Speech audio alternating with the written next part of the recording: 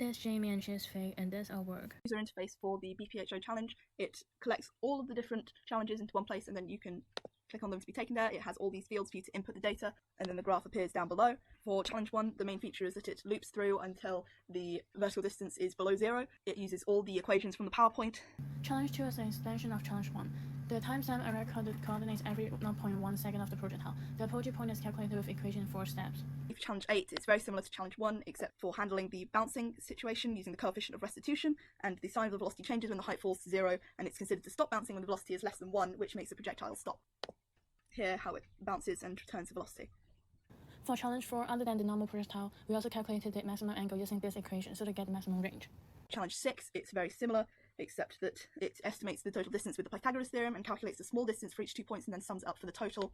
In challenge 3, to calculate the high ball and low ball projectile, visit the NumPy library and put the equation in it.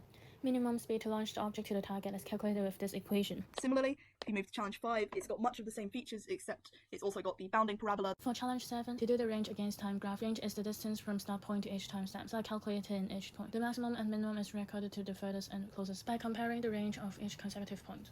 In challenge 9, it takes account of the air resistance. The air resistance factor is calculated with this equation, and the acceleration for horizontal vertical is calculated differently. This program is for a more user-friendly use. Integrated the graph into the program on the left side and allow user to enter values in entry box. There's also sliders for adjusting the values and the graph will move along. Timestamp and apogee buttons for the challenge 2. Maximum range buttons for the challenge 4 and 6.